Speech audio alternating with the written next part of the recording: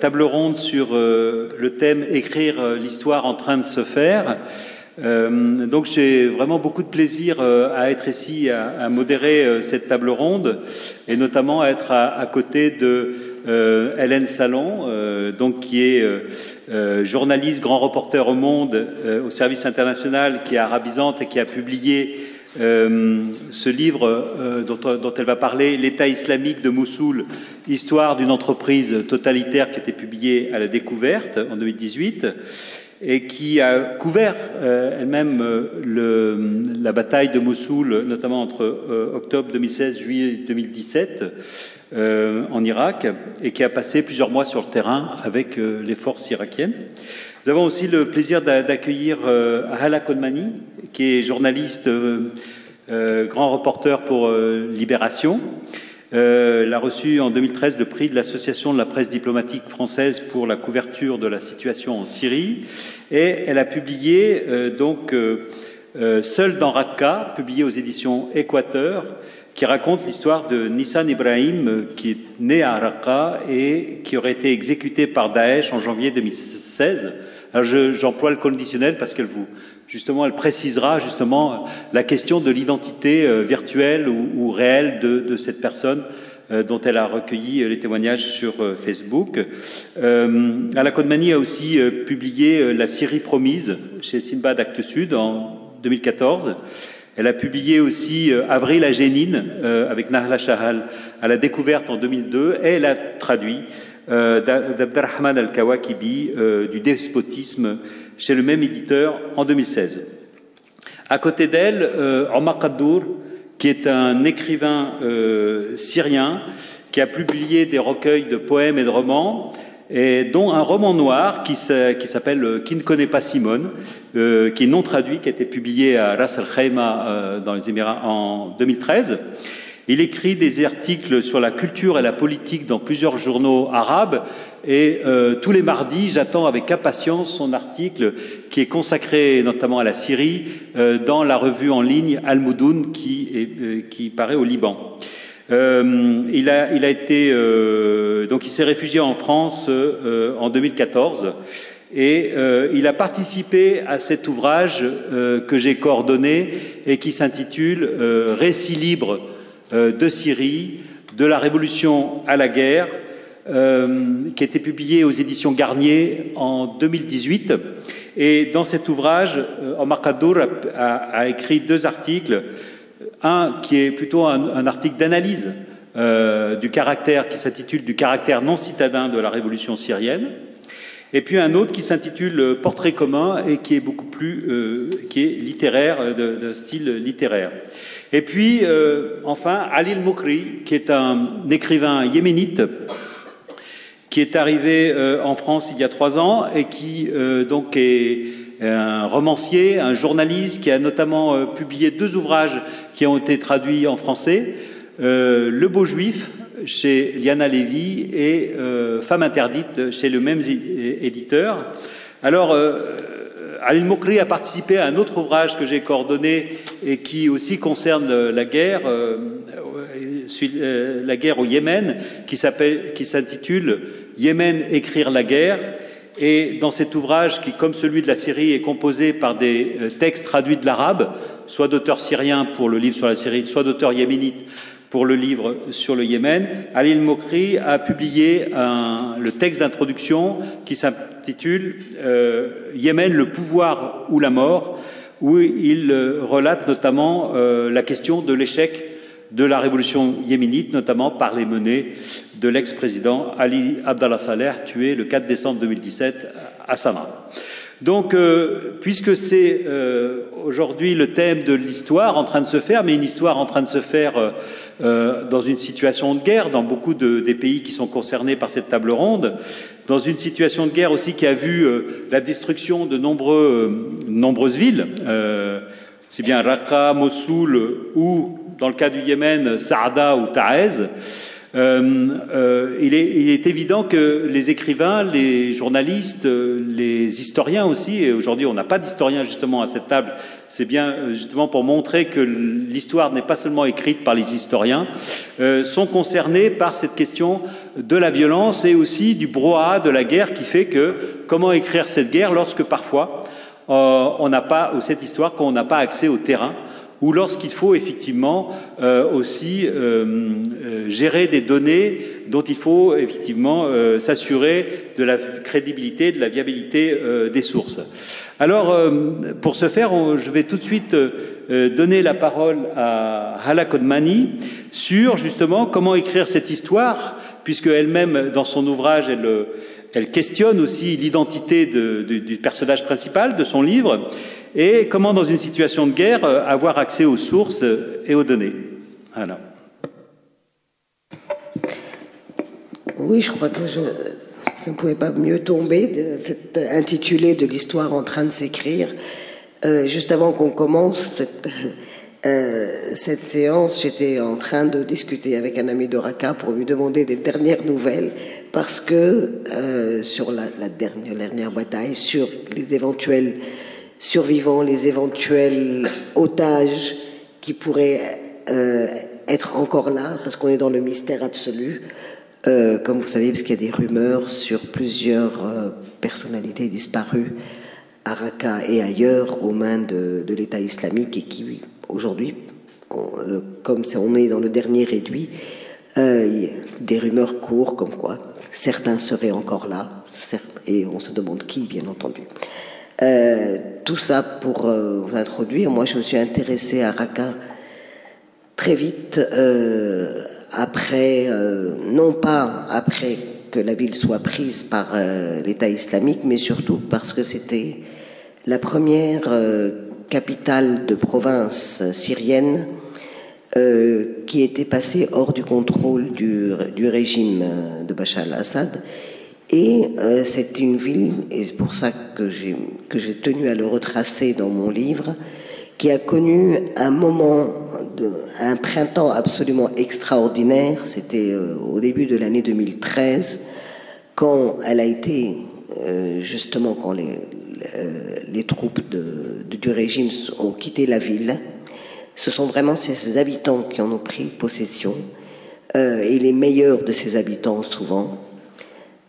C'était très court, mais très intense. Il y a eu une floraison de mouvements de la société civile, de jeunes, de publications, de manifestations, de réunions, de débats qui ont duré 3-4 mois, le temps que justement tout se referme au moment où les gens de Daesh ont pénétré dans la ville. Donc mon propos a été, dès le départ, je voulais écrire l'histoire de cette ville, que j'ai eu la chance en plus de pouvoir aller sur place en septembre 2013. Daesh venait de prendre le contrôle de Raqqa, mais bon, comme je connaissais des gens sur place, que j'ai réussi à passer sous les radars, et c'était l'avantage d'être une femme, et comme on n'existe pas trop, les femmes, pour les gens de Daesh, on m'a jamais demandé qui j'étais. Et on m'a jamais demandé de sortir mon passeport, ce qui fait que j'ai pu passer. Et passer un certain temps là-bas, dans une famille qui m'a accueilli. Et c'est plus tard, quand j'ai été contactée par un éditeur qui m'a proposé de faire un livre sur Raqqa. L'idée était sur Raqqa. Que j'ai au même moment appris l'histoire de cette jeune femme que je ne connaissais pas, alors que je connaissais plein de jeunes militants de Raqqa et militantes, qui avait disparu, qu'on disait exécuté par Daesh. Et là, j'ai découvert sa page Facebook, qui était en fait un vrai journal de bord de toute la révolution syrienne jusqu'au conflit, etc., qu'elle a vécu complètement de chez elle à Raqqa, enfermée pratiquement, mais en suivant tout, en étant en contact avec comme tous les jeunes étaient en contact à l'époque, les jeunes Syriens, à travers les réseaux sociaux. Et c'est un vrai journal de bord de tout ce qui se passe dans la ville et ailleurs, et avec toute l'ouverture sur le monde. Et quand j'ai trouvé cette page Facebook qui est pleine aussi d'humour, comme sont toutes les pages de beaucoup de jeunes militants arabes, syriens et arabes en général, avec plein d'humour, de blagues, de drames, comme beaucoup d'entre vous sans doute le savent ou en sont familiers, parce qu'on suit tous un peu l'actualité à travers ces militants sur les réseaux sociaux. Et donc j'ai pu reconstituer avec mon expérience de ce que j'avais vu à Raqqa la page Facebook de cette jeune femme qui va de 2011 donc jusqu'à fin 2015 presque. Puis j'ai continué l'enquête auprès de certains membres de sa famille éloignée, des amis que j'avais à Raqqa. Je suis allée un petit peu sur le terrain au nord de la Syrie et puis en Turquie, où j'ai recoupé plein d'histoires. J'ai complété un petit peu les trous que j'avais dans son récit, dans le récit de cette jeune femme et le récit de l'histoire de la ville de Raqqa, et évidemment qui se confond au début avec toute l'histoire de la révolution syrienne avant d'emprunter cette voie improbable et tout à fait barbare qu'on a connue sous le règne de l'État islamique. Et voilà, c'est le parcours de ces jeunes femmes, que seule dans Raqqa, où elle a été seule, parce que c'est vrai que la plupart des jeunes et des militants ont quitté la ville, ont été obligés pour se sauver leur peau, quand ils n'ont pas été pris très tôt. Elle est restée, et jusqu'à tomber dans le piège final et avoir disparu en tout cas. Ce que je pourrais ajouter, simplement pour ce qui est le postface de mon livre, parce que ça... à l'époque, je ne pouvais pas contacter sa famille directe, c'est-à-dire sa mère et sa sœur qui étaient avec elle à Raqqa. Mais j'ai été contactée quelques mois après avoir fini le livre par sa sœur à travers les réseaux sociaux, qui a appris que j'avais écrit un livre sur sa sœur, donc. Et bon, elle me demandait si elle pouvait le lire en arabe. Malheureusement, il n'a pas été traduit en arabe, mais je lui ai envoyé une traduction anglaise, et elle m'a appris que donc sa mère et son oncle avaient été tués par les bombardements de la coalition sur Raqqa, et qu'elle seule restait de la famille. Voilà, c'est un témoignage qui est très rapide, mais qui donne une vraie idée, je pense, de ce qu'était cette ville inconnue et méconnue de Syrie. Profite justement de cette postface très importante, puisque justement se révèle l'identité de Nissan Ibrahim. Est-ce que la sœur de Nissan Ibrahim a donné d'autres éléments biographiques sur Nissan Ibrahim? Elle m'a... malheureusement, maintenant, j'ai à nouveau perdu le contact avec elle. J'ai essayé de la recontacter. Ça fait un moment, j'essaye, que j'arrive pas, parce que c'est encore une fois à travers Facebook, donc c'est très aléatoire. Elle est sous un faux nom. Elle est réfugiée dans une zone délicate. Bon, c'est au nord de la Syrie, elle n'est plus à Raqqa, bien sûr. Mais bon, elle est sous un faux nom. J'ai eu plusieurs allers-retours. Et puis après, là, ça fait quelques mois que j'essaye de la joindre. Ce qu'elle m'a appris, c'est que elle m'a dit, c'est dommage, j'ai pu son vrai journal. Elle est en possession de son... C'est pour ça que j'ai voulu garder le contact avec elle et éventuellement essayer de refaire quelque chose.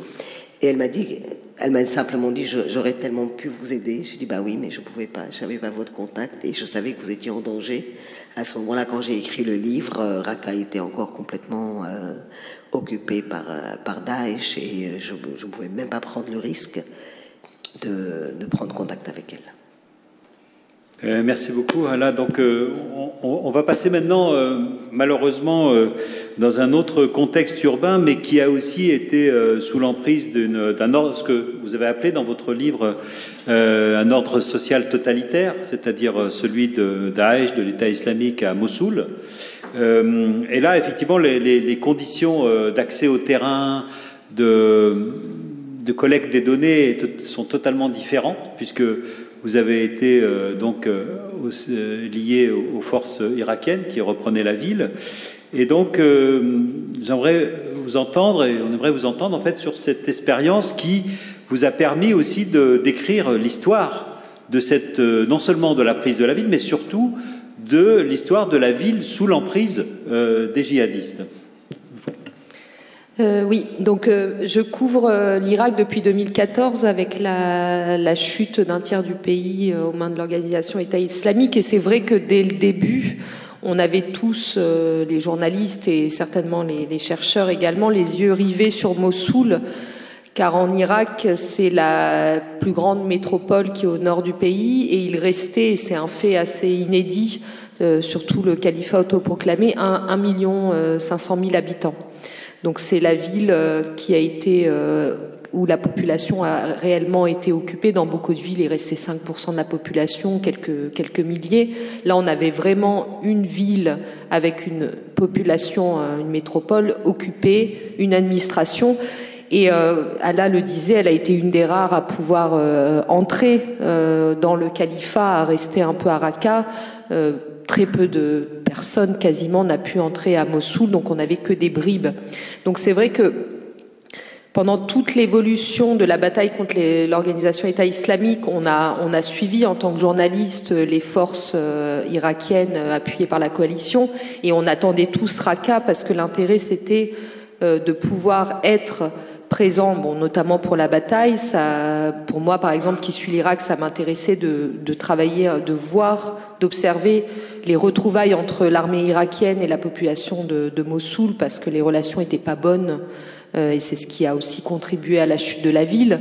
Mais aussi, ce qui était intéressant pour nous, c'était d'être en fait en première ligne, de pouvoir voir le califat au moment où il s'effondrait et de pouvoir récolter les premiers témoignages bruts, les documents, parce qu'après ça disparaît très vite, tout le matériau en fait du califat au moment où la chute arrive. Et donc, bon, pour Le Monde, on avait aussi la chance d'être plusieurs binômes. Donc nous, on était un binôme qui était affecté vraiment aux forces spéciales irakiennes, qui étaient en première ligne. Donc on a suivi, voilà, l'évolution du terrain. Donc pour ce qui est du recueil des données, c'est très contraint. C'est-à-dire que bon, on n'a pas le choix, on ne peut pas accéder au front sans force militaire, et on doit en fait dépendre pour notre sécurité et pour l'accès au terrain de ces forces. Donc on ne choisit pas où on peut aller, ce qu'on peut faire, combien de temps on peut rester. Donc c'est un recueil de témoignages qui, la plupart du temps, quand on est en opération militaire, est très rapide. Il est contraint sur certains lieux. Après, la chance que j'ai eue, et ce qui a été un peu le point de départ du livre, au début il n'y avait pas de livre, au début c'était un supplément de 8 pages pour Le Monde en avril, donc qui était vraiment fait à chaud. Ça a été la bataille de l'est de la ville, parce que la ville est découpée en deux par le Tigre. À l'est de la ville, la bataille a été terminée mi-janvier, pardon. Et en fait, nous, on est arrivés un peu en retard. On est arrivés pour le dernier jour des combats. Et pour moi, ça a été une chance énorme, parce que en tout, à chaque terrain, je passais un mois environ avec les forces irakiennes. Et là, je suis restée un mois en période de non-combat, ce qui m'a permis en fait de faire un mois de collecte de témoignages. Et pour ça, les forces irakiennes ont été quand même assez cool, on va dire, c'est-à-dire j'avais pas le droit, on n'a pas le droit de sortir dans la ville sans être entouré pour la sécurité. Et en fait, il me mettait une voiture avec 2 soldats qui gardaient la porte et qui m'attendaient pendant que je faisais des interviews de 2-3 heures. Donc voilà, j'ai pu en fait faire vraiment une vraie recherche de personnages que je cherchais, parce que j'avais envie de comprendre l'université, l'hôpital, en fait de retracer un peu ce califat pour Le Monde au départ, donc pour le supplément qu'on prévoyait. Et je suis comme ça remontée, alors en me faisant aider par des gens dont le blogueur Mossoulaï qui avait lui, et c'est là où son blog a été précieux parce que c'est un des seuls, il y en a eu d'autres, mais pas de façon aussi systématique, qui ont chroniqué en fait le temps qu'ils ont vécu sous l'État islamique. Alors pour lui, ça a été jusqu'à l'été 2015, donc toute une année. Et c'est du témoignage brut, parce que ce qu'on récolte quand on arrive après à Mossoul, juste après la fin des combats, c'est quand même du témoignage, un récit reconstitué par la mémoire des gens. Il faut prendre ça aussi en compte. Donc lui, par exemple, m'a beaucoup aiguillé depuis l'exil pour retrouver des gens. Donc c'est parce que c'était très compliqué quand même dans cette grande ville de pouvoir trouver le tel directeur d'hôpital quand l'hôpital n'était pas rouvert.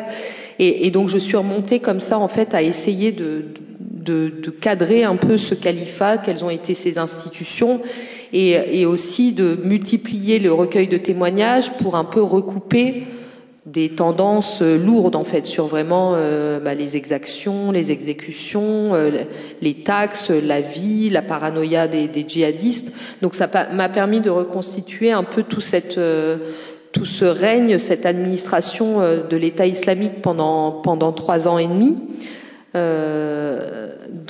Voilà, la découverte m'a contactée à la lecture du supplément, a dit voilà, il faut faire un livre. Alors ça s'est fait très vite, là où, comme je travaille sur le sujet depuis 2014, j'avais fait pas mal de lectures en amont même de la bataille, donc c'est des choses qui ont nourri aussi le récit et le terrain, et voilà, donc c'est un cadre assez particulier de recueil de données, mais qui a été facilité, voilà, par les conditions qu'on m'a offertes sur le terrain.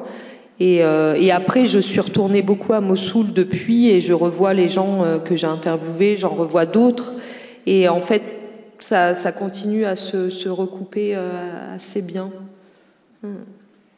Il y a aussi un chercheur irakien qui a travaillé sur la question de Daesh, Faleh Abdel-Jabbar, qui est décédé il y a peu, et qui relate notamment par rapport à Mossoul, au territoire sous contrôle de Daesh, le fait qu'il y a 2 couleurs qui prédominent. C'est le blanc de la police religieuse et le noir des combattants, c'est-à-dire qu'il y a véritablement, même dans l'iconographie, dans les paysages urbains, etc., tous les symboles en fait de cette emprise totalitaire qui se répercute aussi sur le fait qu'une ville polychrome devient en fait une ville en noir et blanc imposée par cet ordre totalitaire. Et je trouvais justement que vous avez bien décrit cet ordre totalitaire dans votre ouvrage. Oui, moi, ce qui m'a surtout marqué, en fait, c'était quelque chose qu'on réalise pas quand on le vit pas et quand on n'a pas d'image. C'est l'enfermement, en fait. C'est que moi, j'ai réalisé en parlant aux gens à quel point ils avaient surtout vécu l'enfermement, l'isolement, la peur, l'absence de vie.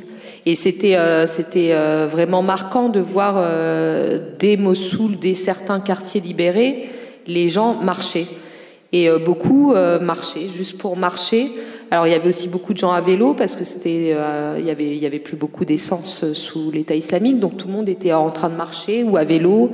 J'ai un bon ami maintenant qui est à la retraite et qui me disait qu'il marchait la journée entière pour respirer. Et c'est vrai que même moi, en ayant entre 2014 octobre 2016 essayé de comprendre un peu cette ville de loin, j'avais jamais imaginé ça. Pour les femmes, oui, on l'imagine parce qu'on sait qu'elles n'ont plus le droit de sortir. On sait qu'elles sont tenues à la maison, que même si elles peuvent sortir, elles ont peur de le faire.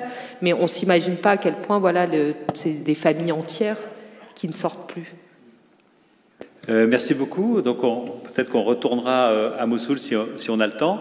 On repart en Syrie avec Omar Kaddour, donc qui a participé à cet ouvrage Récit libre de Syrie de la Révolution à la guerre, avec ces 2 articles que j'avais choisis, mais qui sont la sélection est très arbitraire. On aurait pu choisir d'autres textes de Omar Kaddour. Alors dans cette table ronde, Hala Kodmani et moi-même, nous allons jouer le rôle aussi de traducteurs pour que nos camarades Omar Kaddour et Ali Moukri puissent s'exprimer beaucoup plus aisément. Donc,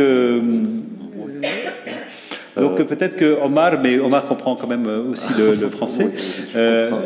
Donc est-ce que tu pourrais peut-être nous dire sur cette question, en fait, qui m'avait beaucoup frappé, et c'est pour ça que j'ai choisi les deux textes, un texte d'analyse sur la question de la citadinité Madini en Syrie, et puis un texte beaucoup plus littéraire même, sur la question d'un portrait de martyr, et qui aussi reflète également une réalité malheureusement trop présente en Syrie. Et donc, comment faire pour passer d'un style à l'autre, d'une certaine façon, pour justement relater cette histoire en train de se faire?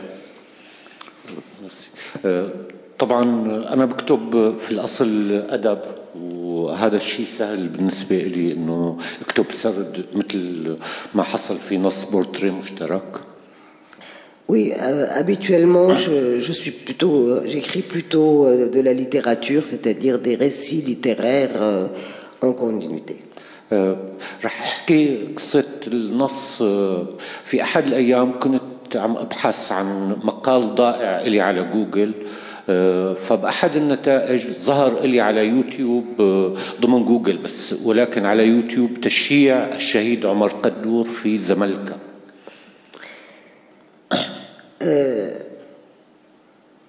Oui, il raconte l'histoire de ce texte, donc, qui est le fruit d'une recherche au départ. Il faisait une recherche sur Google à travers YouTube, etc. Il tombe sur un passage YouTube intitulé « Les funérailles d'Omar Kaddour ». Donc, Omar Kaddour. استمريت بالبحث أيضا، فظهر لي أيضا على اليوتيوب تشييع الشهيد عمر قدور في أطمة. Alors j'ai poussé plus loin la recherche encore et j'ai trouvé une autre vidéo sur YouTube disant les funérailles d'Omar Kaddour à Atana. أطمة زملكا في الغوطة الشرقية. Voilà, dans la route دمشق، وأطمة على الحدود التركية. Voilà, le premier, pardon, c'est moi qui ai dit Omar Kaddour. Les premières funérailles c'était à Zamalka, donc dans la Routa, et la deuxième vidéo c'était à Atama sur les près de la frontière turque. نظرت إلى نفسي كأنني النسخة الناجية من هذا الاسم. Et tout d'un coup, je me suis considéré comme rescapé de ce nom. في الحقيقة لا أعرف إذا كان هناك آخرون يعني قتلوا بهذا الاسم ولم يتم توثيق جنازاتهم مثل عمر قدور من أطمة وعمر قدور من زملكا.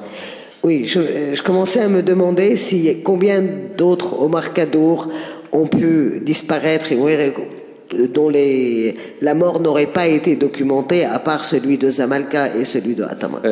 جلست أشاهد الجنازات على اليوتيوب لأتعرف على أشباهي. Je me suis mis à regarder ces vidéos de cortège funéraire sur YouTube pour essayer de voir mon propre, ceux qui me ressemblent. كنت أحاول أن أعرف ماذا حل بهم، كيف عاشوا، كيف يفكرون الآن وأنا أراهم في الفيديو وهم عبارة عن جثث. Oui, j'ai commencé à me demander comment ils avaient vécu, comment ils se sont sentis maintenant en tant que cadavres. لمدة ساعات طويلة أمام تسجيلات قصيرة ممكن عبارة عن دقائق، كنت أعيد التسجيل مرة ومرة وأتابع التفاصيل كلها من أجل معرفة هؤلاء الأشخاص الذين لا يذكر شيء عنهم في الوثائق. ليس هناك أي شيء سوى تسجيلات على اليوتيوب. Oui, pendant de longues heures, j'ai continué à voir et revoir ces petits passages vidéo de quelques minutes chacun, en me demandant comment pour essayer de comprendre, pour essayer de connaître mieux ces personnages qui ont disparu. مثلا عمر قدور من زملكا في أحد الوثائق مكتوب عدد الأولاد زيرو، وكان علي من خلال مشاهدة اليوتيوب عدة مرات أن أستنتج أن لديه طفل اسمه وسيم من خلال أحد المشيعين. Oui, dans une des vidéos, le Omar Kadour de Zamalka était mentionné comme quelqu'un qui n'avait pas d'enfant.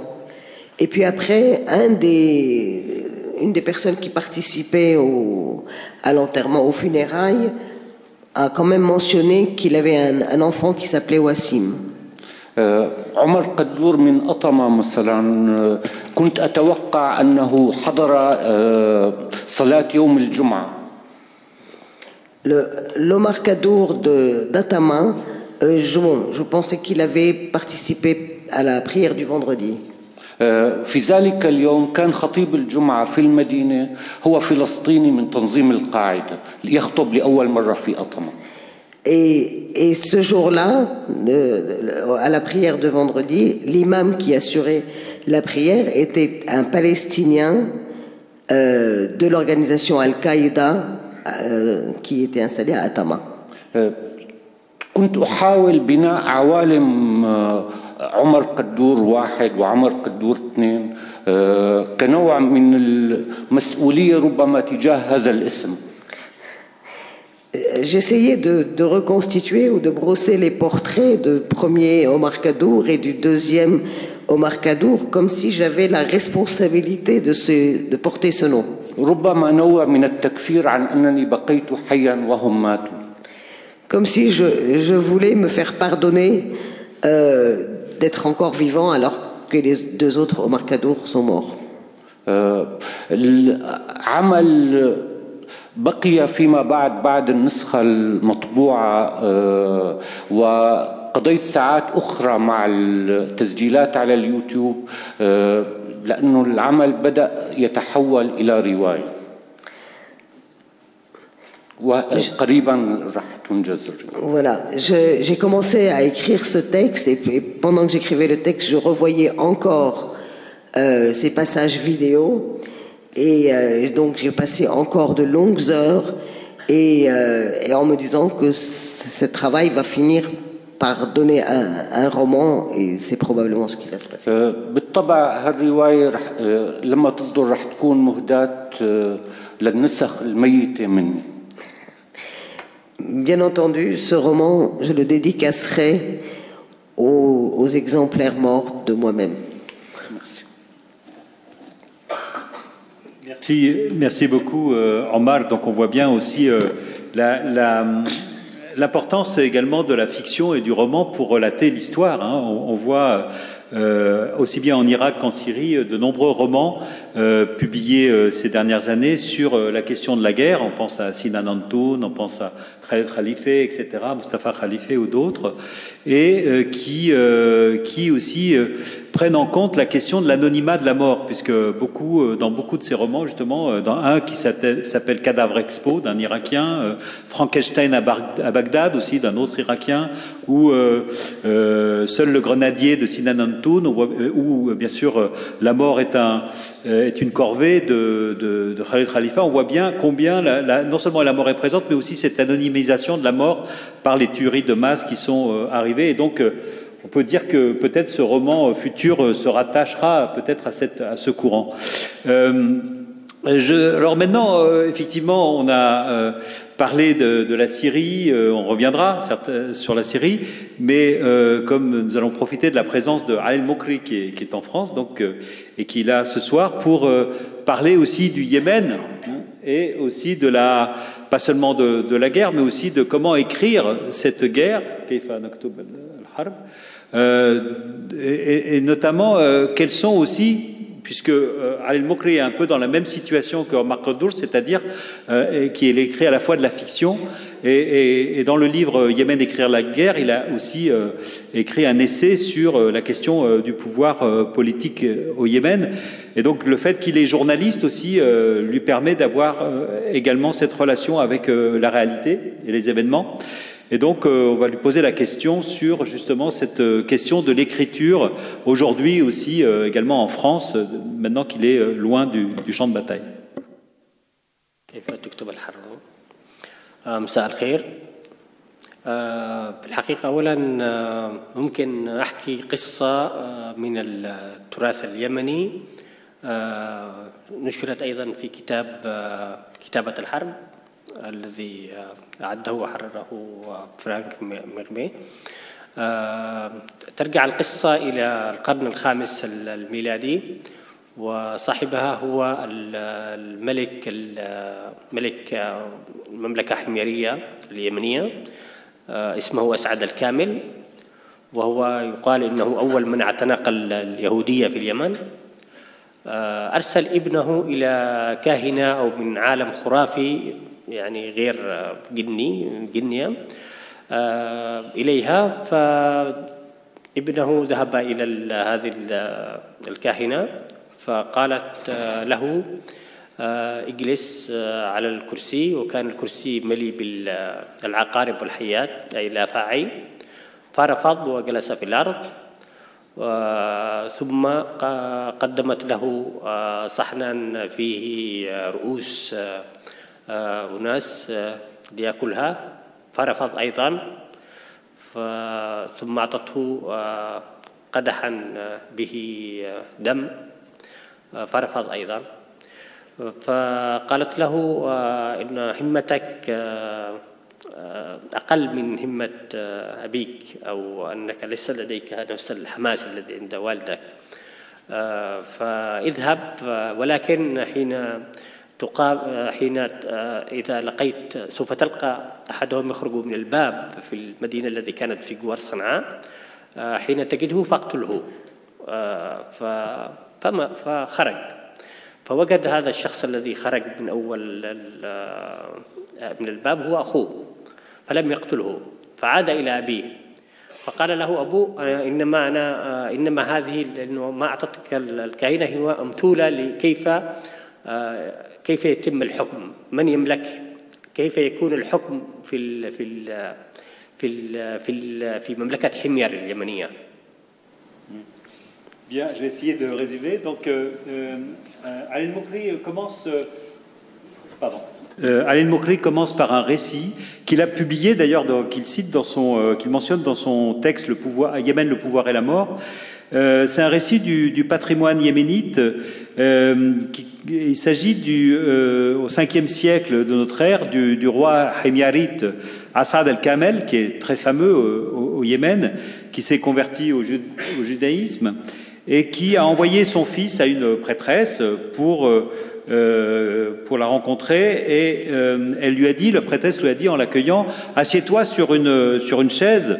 Et cette chaise était pleine de serpents, était remplie de serpents, donc il n'a pas voulu s'asseoir, il a refusé, il s'est assis par terre. Elle lui a offert un plat où il y avait des têtes têtes sanglantes qu'il devait manger, il a refusé. Elle lui a offert aussi un verre de sang qu'il a refusé. Alors elle lui a répondu il lui a dit qu'il était très faible, qu'il n'était pas à la hauteur d'une certaine façon, mais qu'il avait encore une chance, c'est de sortir de Sanaa, et le premier homme qu'il verrait, ou la première personne qu'il verrait à la sortie de Sanaa, qu'il la tue. Et donc lui, en sortant de Sanaa, il voit son frère, il le tue pas, et donc il revient chez son père, il lui dit: regarde tout ce qu'il m'a fait faire, tout ce qu'il a voulu me faire faire, etc. Et son père lui dit: voilà comment on gagne le pouvoir et on règne au Yémen. فشرح أبوه له يعني المعنى من هذه القصة. إن من يحكم الحمير اليمنية لابد أولا أن يأكلوا مالها، أن أيضا يسفك دمها، ثم ممكن أن يقتل أقرب الناس إليه حتى أخوه. Donc son père lui a dit celui qui gouverne Himyar, donc ce royaume yéménite, doit manger son bien, le bien de Himyar, manger son bien, faire couler le sang et tuer la personne la plus proche de lui. وأيضا يجلس على كرسي ملي بالأفاعي، معنى أنه يصبر على حكم اليمن في هذا المعنى.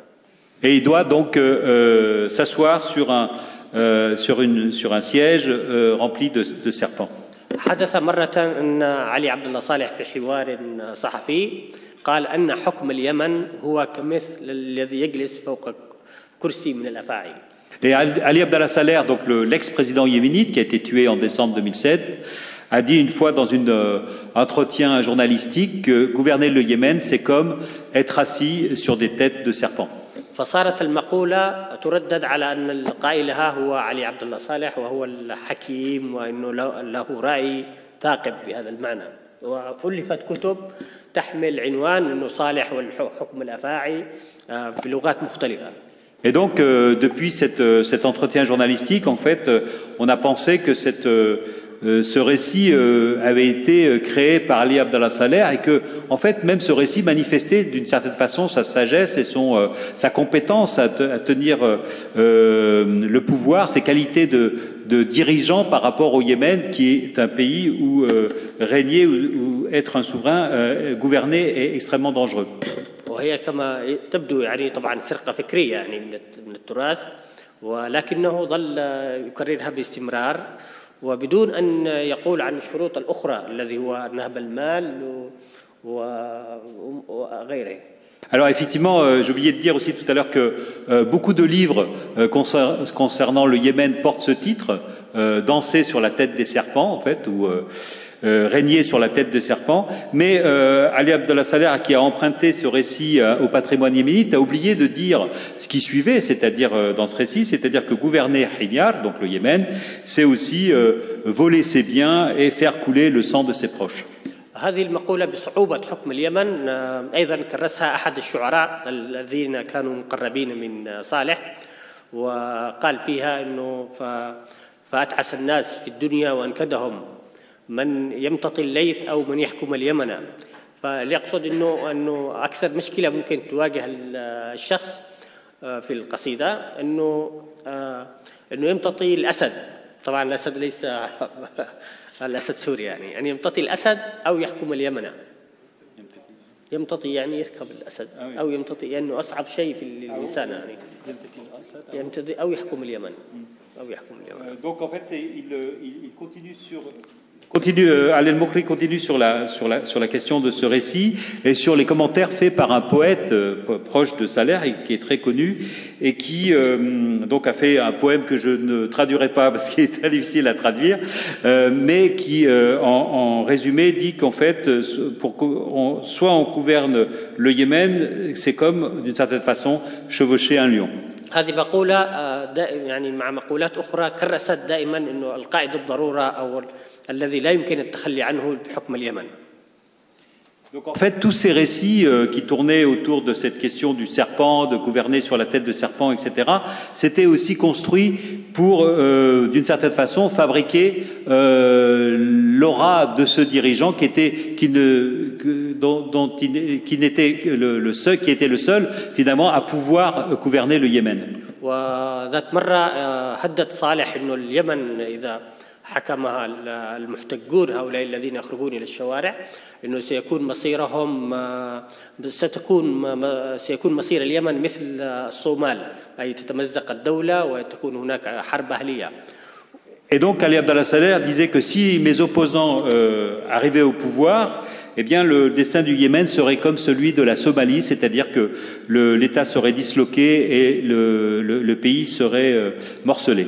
ولهذا حين بدأ الربيع العربي من تونس ثم في مصر يعني ظهرت أول فتاة يمنية في إحدى القنوات الفضائية العربية تقول أن صالح ظل يهددنا باستمرار أنه سوف سيحول اليمن إلى صوملة أو سوف تتحول اليمن إلى صوملة، ونحن نهدده الآن ونقول إن اليمن إننا سنحول اليمن إلى التونسة. Alors, lorsque le printemps arabe a commencé, certains jeunes yéménites qui étaient invités sur les canaux arabes, qui étaient des opposants, ont dit Ali Abdallah Saleh nous menace du fait qu'on deviendra comme la Somalie, et nous lui répondons que nous souhaitons que le Yémen devienne comme la Tunisie. من الذي يعني استطاع أن يفوز بالرهان؟ يعني هل هو الفتاة التي قالت أن ستحول اليمن إلى التونسة بمعنى أنه المظاهرات تكون سلمية، أم صالح أنه سيحول اليمن إلى صوملة؟ طبعا بين هذا الرهان بعدها مضت سنوات منذ 2011. Donc on peut poser la question de qui a gagné finalement par rapport à ce pari, si le Yémen va devenir la Somalie ou le Yémen va devenir la Tunisie, c'est-à-dire à travers une transition pacifique. Aujourd'hui, depuis 2011, beaucoup d'eau a coulé sous les ponts, si l'on peut dire. هذه المقدمة انطلق منها فقط لكي يقول إنه لا يمكن كتابة الحرب أيضا بدون كتابة السلطة. Tout ça pour dire, en fait, toute cette introduction pour dire qu'on ne peut pas écrire la guerre, l'histoire donc de cette guerre, sans écrire l'histoire du pouvoir. فكل ما يجري في اليمن ويبدو لي أيضا ما يجري أيضا في سوريا في العراق في ليبيا هو بسبب هذا الإرث الدكتاتور القمعي. Et tout ça aussi pour dire que ce qui se passe au Yémen, mais aussi ce qui se passe en Libye, en Syrie, etc., c'est l'héritage aussi de ce régime dictatorial. Merci. Bien, nous avons encore un peu le temps peut-être pour justement... nous avons maintenant encore un peu de temps pour passer à d'autres questions concernant l'écriture de cette histoire, justement. Et je me retourne justement vers Hélène Salon, donc pour repasser en Irak. Et c'est un peu une question que je vais poser un petit peu à tous finalement. C'est une question que je pose à tous parce que en fait, nous sommes devant des situations extrêmement localisées, diverses. L'Irak, la Syrie, le Yémen. Hein, et de la même façon qu'on a un lien, une familiarité situationnelle, si on peut dire, conjoncturelle, avec les manifestations d'opposition qui ont eu lieu en 2011 dans chacun de ces pays, hein, surtout bien sûr en Syrie et au Yémen, puisqu'en Irak on a une autre conjoncture avec l'invasion américaine de 2003. On a l'impression en même temps qu'on vit la même chose, c'est-à-dire qu'il y a un peu le retour du même, c'est-à-dire des guerres qui ravagent ces trois pays, alors qu'en même temps on voit bien aussi que les situations sont extrêmement diverses et, comme vient de le dire Ali El-Mokri, sont aussi liées aux relations entre le pouvoir et les populations. Hein. J'ose pas dire les citoyens, puisque ce serait un gros mot pour ces pays. Mais donc on voit bien aussi combien finalement il y a à la fois l'influence de la situation régionale, hein, où on voit des correspondances entre les différents pays, et puis aussi des situations extrêmement localisées qui sont liées aux jeux de pouvoir et aux enjeux particuliers à chacune de ces régions. Donc peut-être on peut commencer par Hala. Je crois que c'est une question qu'on se pose un peu tous les jours. D'abord, de ne jamais avoir pensé en 2011, que ce soit en Irak, en Syrie, au Yémen ou en Libye, qu'on en arriverait là en 2019, c'est-à-dire à des paysages de dévastation totale à cause de toutes les mutations. Mais je crois que... Moi, ma réponse, si on devait trouver le point commun, et là, la description de Ali Abdallah Saleh, et on peut la transposer aussi, c'est la capacité absolument insoupçonnée, inimaginable, les ressorts inimaginables de ces dictateurs, de ces dictatures, à se réinventer pour survivre et à n'importe quel prix de sang, de dévastation du pays, etc. Je veux dire, ce qu'Adi Abdallah Saleh a grandement contribué à la situation du Yémen tel qu'il est arrivé aujourd'hui, ce que Bachar al-Assad en Syrie aussi, au mépris de tout, ce qui compte, c'est qu'il reste en place et plus rien d'autre ne compte. Bon, pour ce qui est de Mossoul, si je m'arrête à ce cas-là, c'est vrai qu'on avait vu, en fait, personne ne l'a vu venir, mais les gens de Mossoul vous diront le fruit était déjà pourri, ou le cancer était dans le corps, on attendait la mort. Donc c'était une chute aux mains de l'État islamique qui était prévisible, parce qu'il y a eu l'invasion américaine, parce qu'il y a eu Al-Qaïda, il y a déjà eu une insurrection.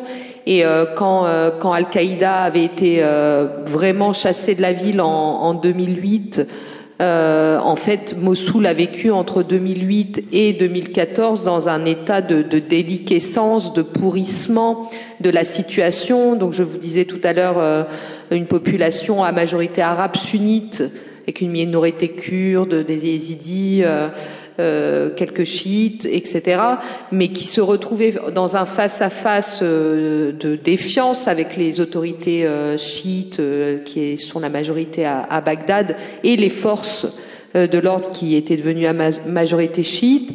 Donc le harcèlement sécuritaire, d'un côté, le fait qu'il n'y ait pas eu de reconstruction véritable, qu'il n'y ait pas eu d'attention portée à la ville et à sa population, a fait que les djihadistes ont pu, ces cellules qui restaient et qui sont passées de Al-Qaïda à l'État islamique, ont pu reconstituer leur réseau, regrignoter progressivement la ville. Et en fait, pour la prendre en 4 jours en 2014, en juin 2014. Et malheureusement, ce qu'on retrouve aujourd'hui, alors quand on retourne à Mossoul aujourd'hui, la ville est vraiment sécurisée. Moi, j'ai juste vu une fois, il y a eu une voiture piégée et c'est tout depuis 1 an et demi, 2 ans. Mais on retrouve ces mêmes retards dans la reconstruction, les gens qui se débrouillent eux-mêmes pour la plupart. Alors bien sûr, il y a l'ONU, mais la ville est tellement dévastée. Récemment, j'y suis allée parce pour faire une grande enquête sur les morts, les disparus, le décompte des morts, et on a 1 an et demi après toujours pas de chiffres. Mais ce qu'on sait, c'est qu'il y aurait à minima 20 000 personnes qui ont perdu la vie ou disparu, que ce soit entre le règne de l'État islamique et la bataille. Au moins 13 000 civils morts pendant la bataille, mais il y en a certainement plus, il n'y a pas de décompte. Et il n'y a pas encore de prise en compte justement de ces morts, de ces disparus, de toutes ces familles qui ont des gens qui sont également ont été arrêtés, sont en prison, sont torturés, parce que c'est comme ça que ça se passe dans le système judiciaire irakien et carcéral. Donc on voit bien que c'est des populations qui connaissent à peine quelques mois, 1 an et demi après la fin de la bataille, déjà qui voient revenir l'amertume envers les forces, surtout là les autorités, parce que ça va trop lentement dans la reconstruction, qu'il y a des arrestations, qu'il n'y a pas de compensation pour les dommages, que ce soit les pertes civiles ou les dommages matériels. Donc voilà, on a l'impression de vivre un cycle permanent, que ça revient. J'ai déjà rencontré des gens qui m'ont dit, si dans 1 an j'ai rien reçu, et le premier Daeshi qui frappe à ma porte, moi je le suis pour aller me venger contre le gouvernement et la coalition. Il y a beaucoup d'amertume qui déjà se cristallise, et tant que rien n'est fait, voilà, ça va être des situations et des jeunesses qui vont retomber dans le cycle djihadiste. عمر، هل عندك تعليق حول الموضوع؟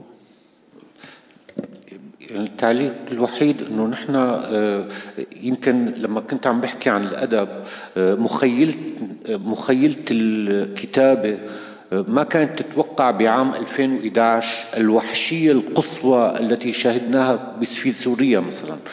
كنا نقول هذا نظام وحشي، هذا نظام لا يتورع عن فعل شيء، لكن تنقصنا المخيلة الشريرة والقاسية والوحشية لكي تساير هذا النظام أو تفهمه. وهذا عجز، لا أدري إن كان هذا عجز في مخيلتنا أو هو عجز في الإنسانية عموما. Je crois qu'en tant que en approche littéraire, je crois que jamais aucune imagination n'a pu égaler ou aller jusqu'à imaginer la férocité, la sauvagerie et toutes les pratiques qui ont pu être mises en œuvre par le régime syrien notamment. Et et cette incapacité à imaginer, justement, qui fait qu'on est un peu perdu depuis 2011. هذا يخلق لنا مشكلة حتى الآن مثلا في الغرب هنا في فرنسا عندما نتحدث عن الوحشية التي حدثت في الواقع البعض ينظر إلينا كأننا قصة من الخيال ولسنا من الواقع. C'est un problème auquel on est confronté notamment en France quand on parle de la sauvagerie ou du degré d'atrocité, notre récit devient presque imaginaire, c'est tellement inimaginable qu'on devient presque pas crédible, comme si on racontait des histoires imaginaires.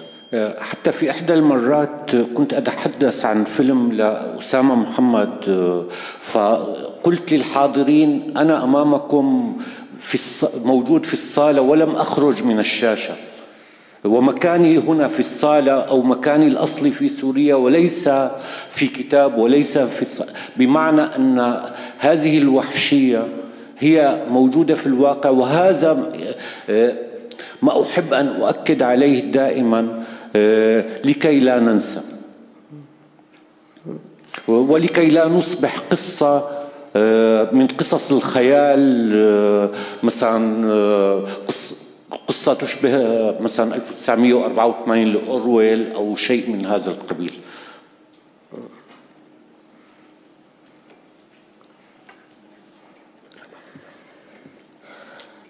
Oui, c'est quelque chose.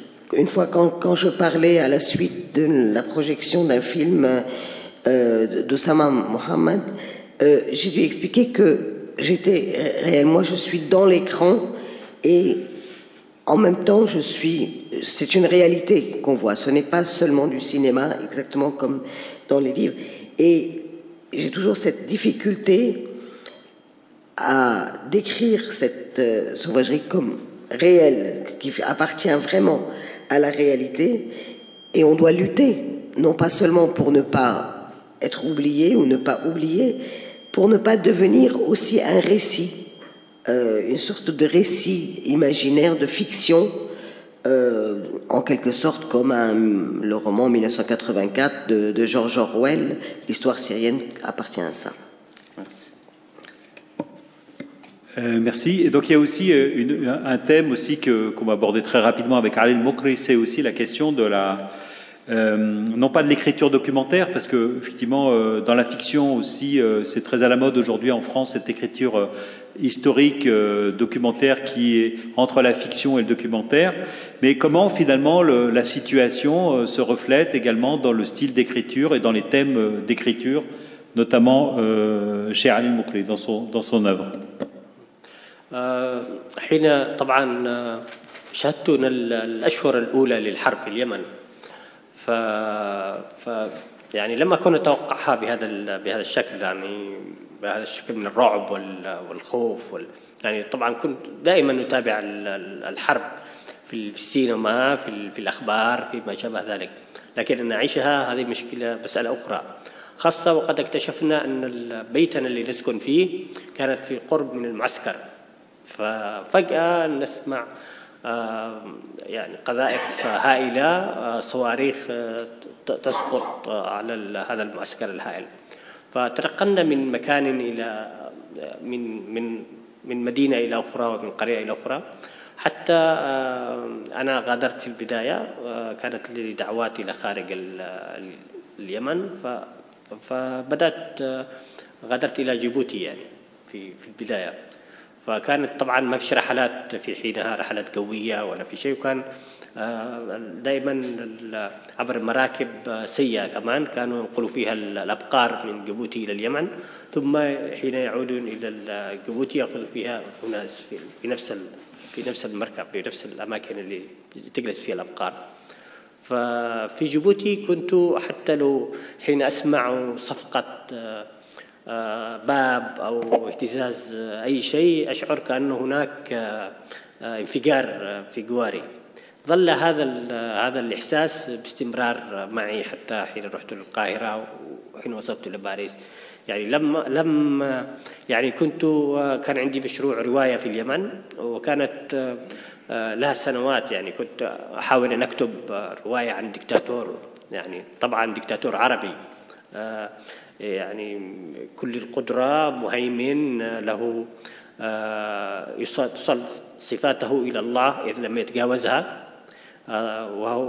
فكنت أحاول أن أشتغل في هذه الرواية، لكنني أيضا لم أستطع، فبقيت سنوات.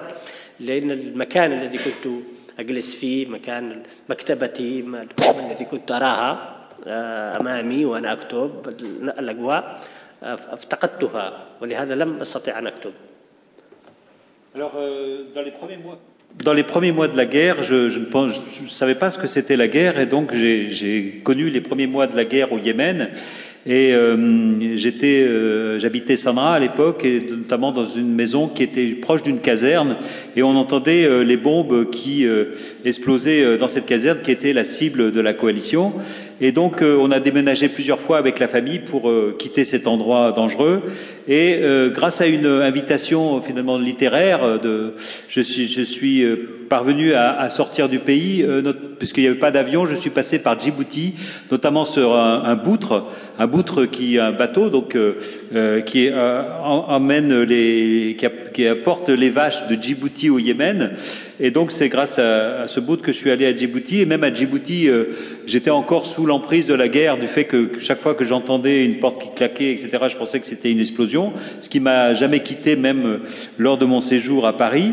Et j'avais au Yémen un projet de livre sur un dictateur arabe, projet de livre de roman sur un dictateur arabe qui notamment était caractérisé par des qualités quasi divines. Mais je n'ai pas pu réaliser ce projet car j'étais complètement sorti de mon environnement, c'est-à-dire de ma bibliothèque, de mon environnement quotidien.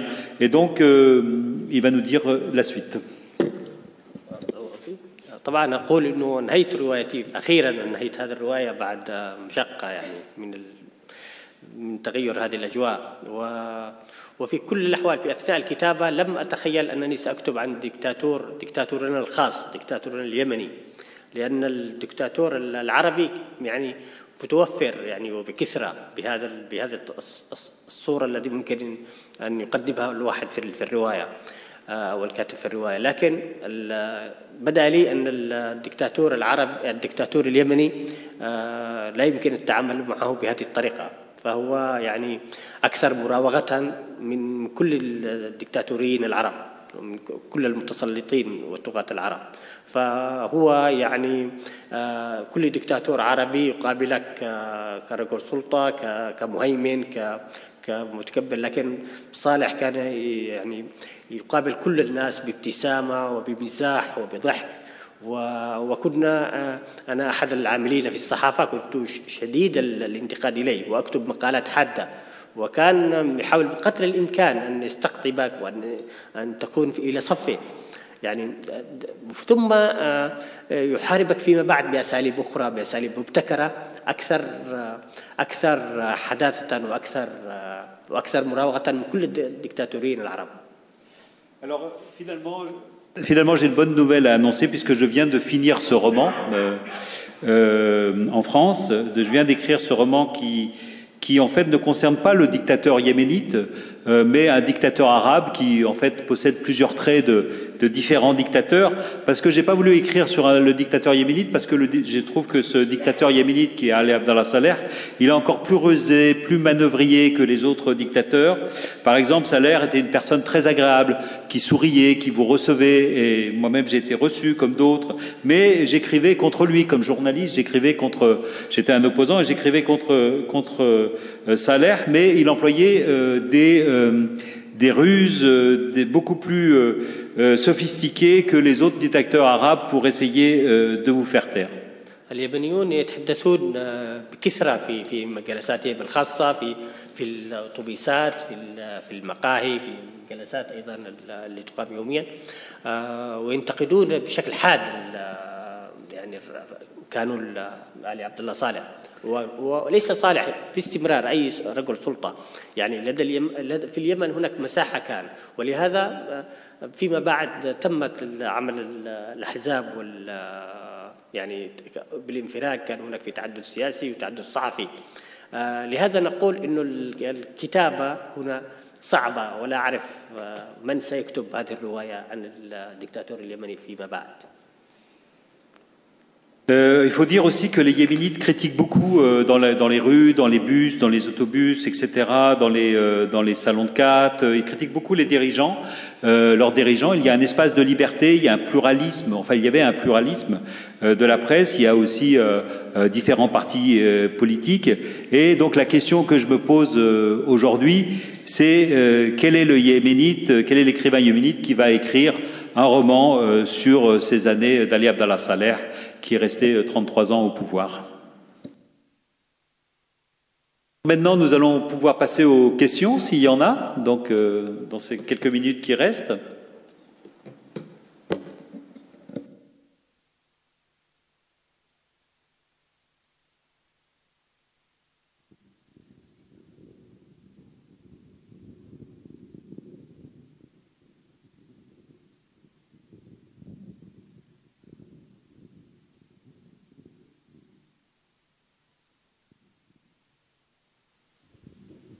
Bonjour. Évidemment, la situation est tragique au Yémen, en Syrie, en Irak. Enfin, c'est le chaos dans le monde musulman. Ce que je voudrais essayer de comprendre, puisqu'il y a un Yéménite, pourquoi l'Arabie saoudite wahhabite, ils détruisent le Yémen, c'est des musulmans des deux côtés, et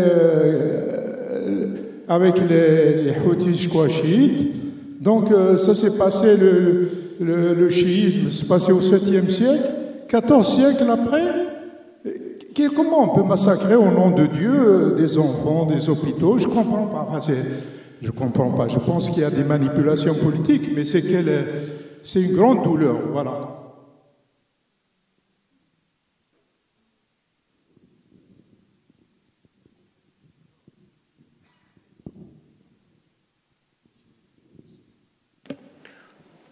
طبعا مع الحرب تنتهي الديانات والمذاهب وكل الايديولوجيات، يعني يصير من السهل أن لكل شخص أن يغير مذهبه أو يغير ايديولوجيته في بين ليلة ونهار. يعني هذا حدث مثلا مع علي عبد الله صالح، يعني كان هو متحالف كبير مع السعودية، ثم تحول إلى متحالف مع الحوثيين الذين هم متحالفين أصلا مع إيران. وكان في السابق علي عبد الله صالح خاض 6 حروب ضد الحوثيين مدعومة من قبل أيضا السعودية.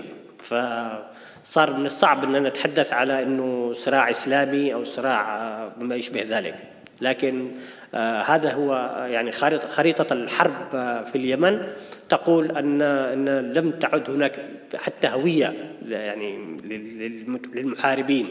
هناك مجموعة ميليشيات لها كثير من المسميات، دينية وباسم وطنية وباسم مناطقية قهوية، هناك سلفية، إخوان مسلمين إصلاح، هناك حوثيين، هناك أيضا ميليشيات جنوبية، هناك قاعدة، هناك داعش.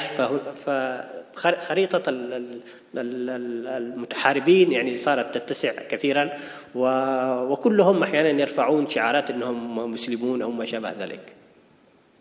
Alors, la guerre, en fait, on ne peut pas parler avec cette guerre d'idéologie ou de religion.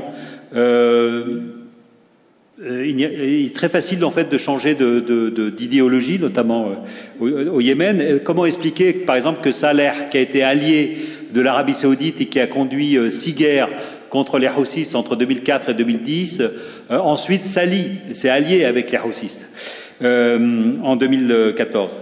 Et donc ce n'est pas une guerre entre personnes appartenant à des religions différentes. Et les identités des combattants sont assez floues. D'une certaine façon, on a des groupes de combattants qui sont de différentes obédiences. On a des salafistes, des frères musulmans de l'Islam.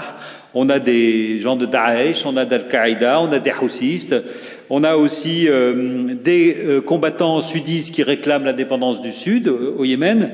Et donc on a tout un spectre, en fait, aujourd'hui dans la guerre du Yémen, de groupes de combattants qui sont d'obédiences différentes, mais qui ne sont pas seulement d'obédience confessionnelle. Une autre question,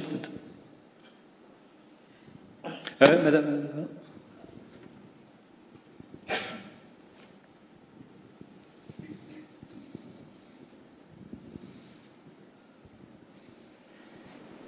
Bonjour et merci. Je m'adresse surtout à Ali El-Mokari au sujet du Yémen.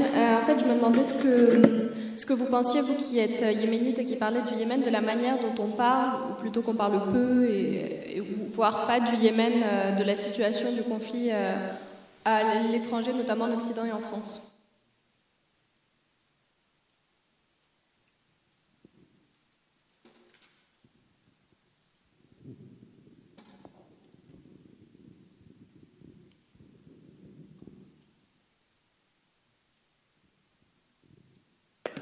هو طبعا يعني ليس فقط انه لا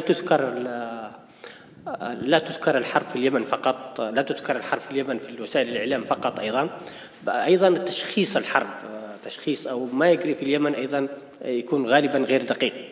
يعني هناك يعني مثلا مع الصراع الان، مع الاحداث الاخيره الذي موجوده في السعوديه، دائما الاعلام الغربي يتحدثون عن التدخل السعودي. طبعا هذا واضح وموجود يعني، لكن هناك ايضا التدخل الايراني الذي هو سبب المشكله، هو سبب المشكله الاولى، هو الذي ادى في البدايه الى دعم الحوثيين، ثم هم اللي انقلبوا على السلطه. كان هناك سلطه انتقاليه قبل بها كل الأطراف السياسيين في اليمن عبر مؤتمر اسمه مؤتمر الحوار الوطني، فبما فيهم الذين انقلبوا يعني قبل بها أيضا الحوثيون وصالح، ثم بعد ذلك انقلبوا على هذا المقررات المؤتمر الحوار الوطني، وتم انقلاب واضح على سلطة انتقالية قبل بها الجميع. فبعد ذلك تدخلت السعودية، ولكن بعد أن كانت إيران على حدود السعودية والميليشيتها وصلوا إلى عدن، وبعد أن حاصروا الرئيس الانتقالي لفترة في قصره في صنعاء. Donc c'est vrai qu'on ne mentionne pas beaucoup la guerre, mais qu'on la mentionne parfois, c'est avec des analyses extrêmement tronquées ou défaillantes, très peu précises. On parle beaucoup dans les médias occidentaux de l'intervention saoudienne, c'est le principal sujet, mais on oublie aussi l'ingérence iranienne qui a permis notamment aux houthistes de prendre le pouvoir en 2014 et qui ont détruit, non seulement ils ont fait un coup d'État, mais ils ont aussi détruit tous les résultats du dialogue national qui s'était passé en 2013 et 2014. Et donc l'Arabie saoudite est intervenue aussi, non seulement parce que cette milice était proche de ses frontières, mais aussi parce qu'ils avaient attaqué et commencé à envahir Aden en février 2015. Alors, je crois qu'il y a aussi un commentaire que Hala veut faire, Kodmani. Oui, je voulais juste faire un petit commentaire sur la couverture du Yémen ici en France, et notamment pour ce que j'ai fait un petit peu, c'est qu'on a le reproche permanent de ne pas parler du Yémen, notamment quand on parle de la Syrie.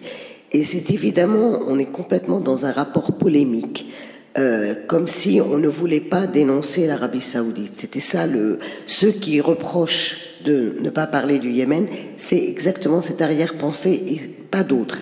Si bien que quand on fait des pages, et il m'est arrivé souvent de dire, bon, il est temps de faire une bonne couverture du Yémen, ce qu'on appelle un événement à Libération, c'est-à-dire les 3-4 premières pages du journal qu'on a fait, ou une double page où je prenais des experts justement qui nous expliquaient plus la situation, etc.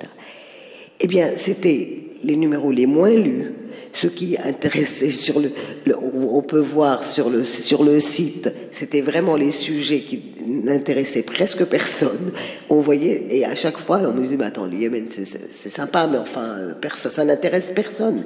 Et ceux-mêmes qui nous reprochent de ne pas assez parler du Yémen sont les premiers à ne pas lire quoi que ce soit qui concerne le Yémen.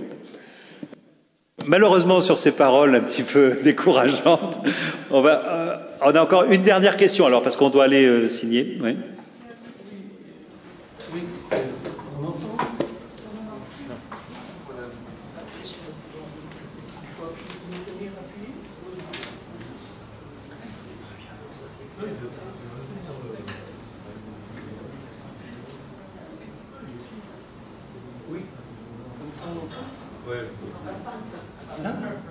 C'est pour poser la question suivante.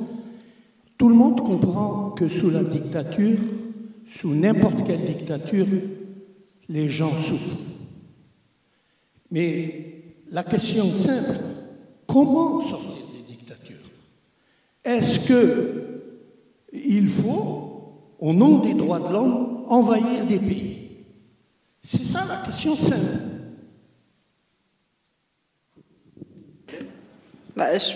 Moi, je dirais que déjà, avant même d'en arriver au point où on doit envahir des pays, il faudrait peut-être arrêter de soutenir des dictatures comme on peut le faire actuellement en les armant. Enfin, je viens de rentrer d'Égypte, par exemple. C'est exactement ce qu'on est en train de faire. C'est que on a un pouvoir, donc président qui est issu de l'armée, qui est en train d'éradiquer toute opposition, de museler toute voix dissidente, d'éteindre totalement la société civile qui n'a plus de place pour exister, qui est arrêtée. Donc dans ce cadre-là, c'est sûr qu'une fois qu'on arrive au point où on a une opposition armée qui se met en branle contre le dictateur et qu'on en vient à la soutenir, bon, il n'y a plus vraiment de force politique en place pour constituer un réseau social, un tissu social, une société civile et donner une stabilité après à ces sociétés après la guerre. Donc voilà, je pense que la première étape, c'est déjà ça. Alors, Ali Mokri, vous voulez aussi intervenir? Cette question l'a inspiré. في المقال الذي المنشور في كتابة الحرب تحدث أن الفيدرالية قد تكون جزء من حل، بمعنى أنه تفكيك النظام، أنه ليس إسقاط النظام وإنما أيضا تفكيك النظام بصلاحياته المركزية المهيمنة، فليكون هناك في فيدرالية متعددة وفي صلاحيات، يعني شل صلاحيات الدكتاتور في نظامه.